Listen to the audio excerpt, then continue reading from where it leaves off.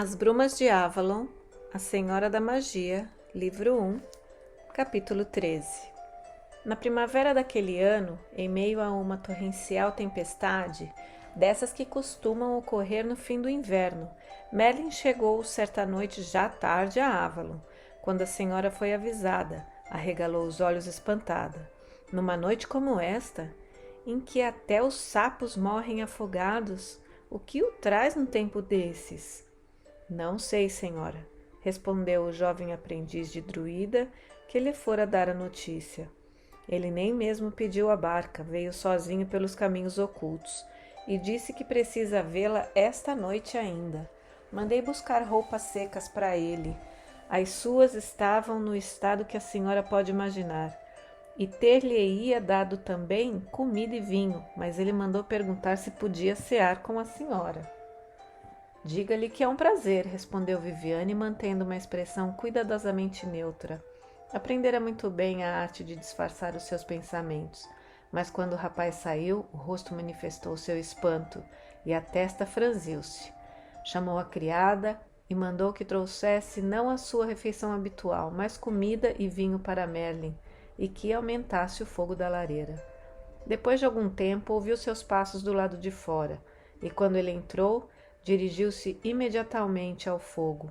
Taliesin andava agora um pouco curvado. Seu cabelo e barba estavam completamente brancos e parecia um tanto estranho na roupa verde de bardo noviço, muito curta para ele, deixando à mostra seus tornozelos ossudos.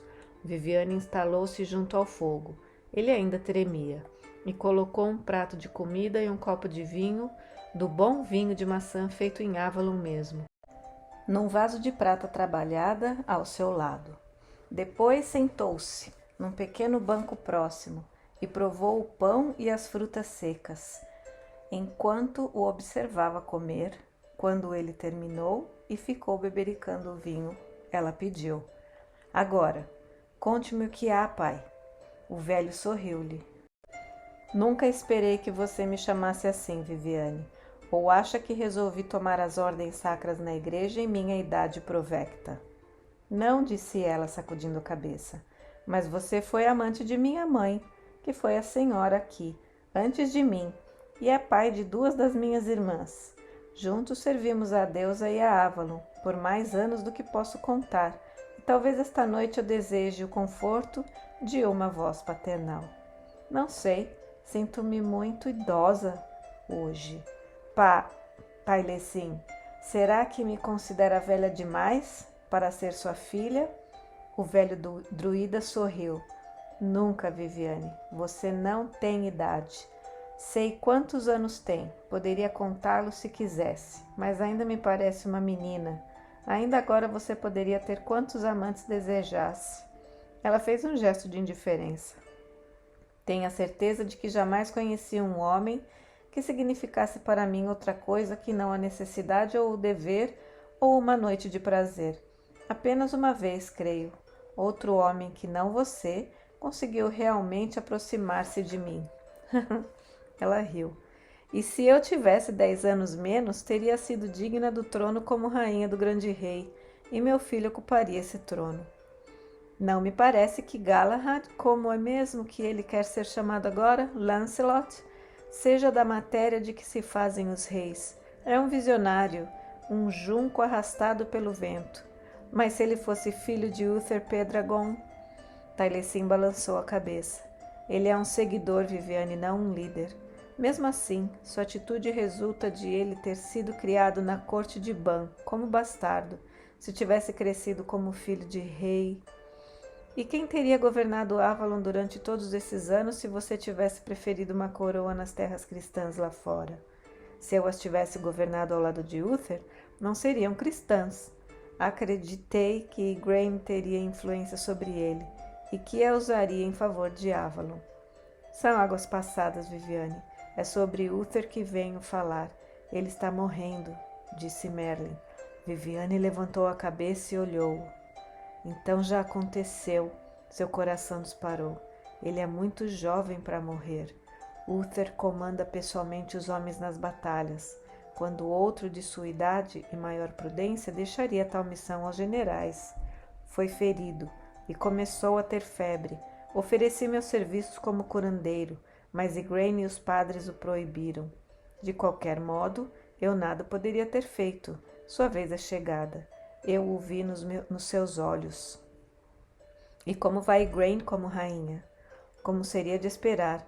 É bonita, tem dignidade, é religiosa, anda sempre de luto pelos filhos que perdeu. Teve outro no dia de Todos os Santos. Viveu 4 dias apenas, e o seu padre confessor convenceu-a de que é um castigo pelos seus pecados.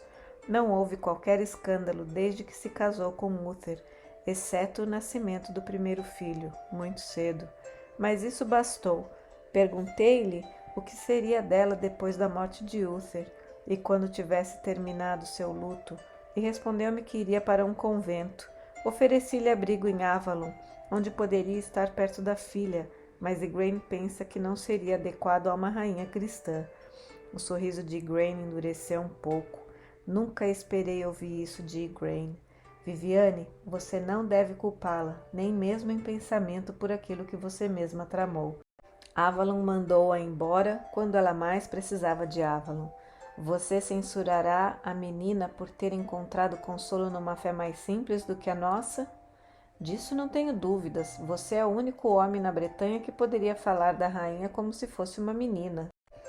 Para mim, Viviane, até mesmo você é uma menina. Por vezes, a mesma menina que costumava subir nos meus joelhos e tocar as cordas da minha harpa. E agora, quase nem sei mais tocar. Meus dedos perdem a leveza com os anos. Ah, não, minha querida, falou mostrando a própria mão enrugada. Ao lado destas, suas mãos são jovens, e mesmo assim todos os dias converso com a minha harpa por meio destes dedos. E você poderia fazer o mesmo. Suas mãos, porém, escolheram o poder, não a música. E o que teria acontecido à Bretanha se eu não tivesse feito essa escolha?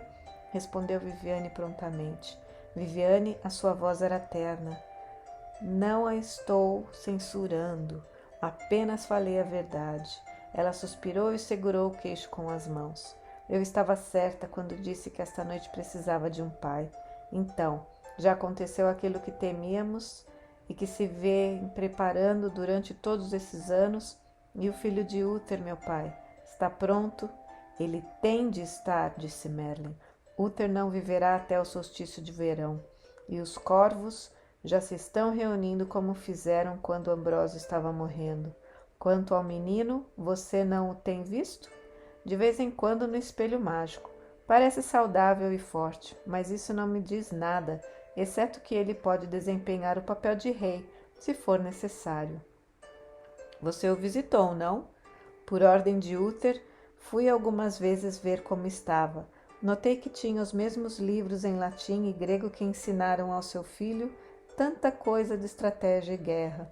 Hectório é romano, até o âmago, e as conquistas de César e os feitos de Alexandre são parte do seu próprio ser. É um homem instruído e preparou seus 2 filhos para a guerra. O jovem Caio teve o seu batismo de sangue no ano passado. Arthur irritou-se por não poder ir, mas obedeceu Hectório e fez o que lhe mandavam. Se é assim tão romano, estará Arthur disposto a submeter-se a Avalon? Pois ele tem de governar também as tribos e os Pictos, lembre-se. Eu me encarreguei disso, contou Merlin.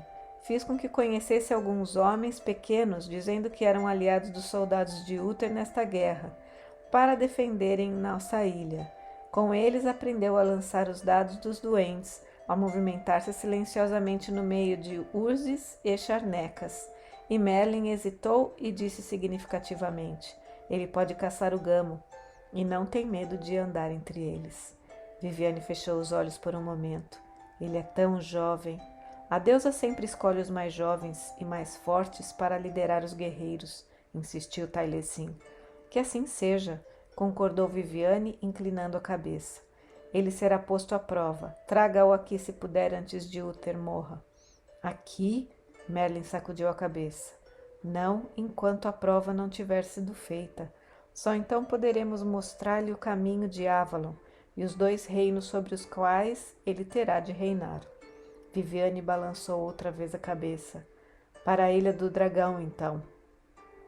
Será o desafio antigo? Não puseram Uther à prova desse modo quando foi feito rei? Uther era um guerreiro, isso bastava para fazê-lo senhor do dragão. Este menino é jovem e ainda não teve o seu batismo de sangue. Deve ser posto à prova. E se falhar, ele não falhará, exclamou Viviane, cerrando os dentes. Tailezinha esperou até que ela o olhasse novamente nos olhos e repetiu: e se ele falhar? Sem dúvida, Lot está pronto. Se isso acontecer, respondeu ela com um suspiro, você deveria ter ficado com um dos seus filhos de Morgause, criando-o aqui em Ávalo. Gawain seria bom, cabeça quente, brigão, um touro, enquanto o filho de Uther é um cavalo. Há matéria de um rei em Gawain. Creio que ele também é filho da deusa. Morgause é filha de sua mãe, e seus filhos têm o sangue real. Não confio em Lot, cortou a senhora com veemência, e confio ainda menos em Morgause. Mas Lot controla os clãs do norte, e creio que as tribos o aceitariam, mas não os que voltam para Roma, e haveria então 2 reinos na Bretanha, sempre em guerra, e nenhum deles bastante forte para conter os saxões e os nortistas selvagens. Não tem de ser o filho de Uther. Ele não pode falhar. Tudo será como prouver a deusa, respondeu Merlin com decisão. Não confunda os seus desejos com os dela, Viviane. Ela cobriu o rosto com as mãos. Se ele falhar, tudo terá sido inútil, disse desesperada. Tudo que fiz a todos os que amo, pai. Você previu que ele falharia? O velho sacudiu a cabeça e sua voz foi consoladora. A deusa não me revela a sua vontade, e foi você quem previu que esse menino teria a força de liderar toda a Bretanha. Faço-lhe uma advertência contra o orgulho, Viviane, de pensar que você sabe o que é melhor para todo homem e toda mulher vivos. Você governou bem em Avalon. Mas estou velha, talhou ela, levantando o rosto e vendo a piedade nos olhos de Merlin. E qualquer dia destes... Merlin abaixou a cabeça também. Ele vivia segundo aquela lei. Quando chegar esse dia, você saberá. Não é para já, Viviane. Não, murmurou, lutando contra um desespero súbito, como costumava acontecer nos últimos tempos, um calor pelo corpo, um tormento na mente. Quando eu não puder mais ver o futuro, saberei então que é chegado o momento de passar a outra o governo de Avalon. Morgana ainda é jovem, e Raven, de quem muito gosto, dedicou-se ao silêncio e à voz da deusa. Ainda não aconteceu, mas se acontecer muito cedo... Quando acontecer, Viviane, será o momento certo. Levantou-se, alto e inseguro, e ela viu que se apoiava fortemente em sua bengala. Levantarei e levarei o menino à Ilha do Dragão, no degelo da primavera, e veremos se ele está pronto para ser rei. E então você lhe dará a espada e a copa, como símbolo do laço eterno entre Avalon e o mundo exterior. A espada, pelo menos. A copa eu não sei. Merlin baixou a cabeça. Deixo isso à sua sabedoria. Você, e não eu, é a voz da deusa. Não obstante, não será a deusa para ele. Ele encontrará a mãe quando triunfar, disse Viviane, sacudindo a cabeça, e receberá da mão dela a espada da vitória. Mas terá primeiro de provar o seu valor e de encontrar-se com a donzela caçadora. A sombra de um sorriso passou-lhe pelo rosto. E não importa o que acontecer depois disso, não correremos os riscos que tivemos com Uther e Igraine. Teremos certeza do sangue real, não importa o que acontecer depois. Quando Merlin saiu, Viviane, sentada por muito tempo olhando as imagens do fogo, vendo apenas o passado sem procurar vislumbrar entre a bruma do tempo em direção do futuro.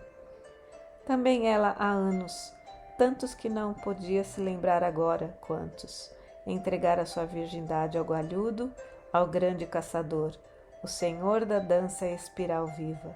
Quase nem pensou na virgem que tomaria parte da celebração do rei que deveria ocorrer, mas deixou o pensamento perder-se pelo passado, por outros tempos em que ela desempenhou o papel da deusa no grande casamento. Não havia sido mais do que um dever, por vezes agradável, por vezes não, mas sempre ordenado e controlado pela grande mãe, que governava sua vida desde que chegou ali.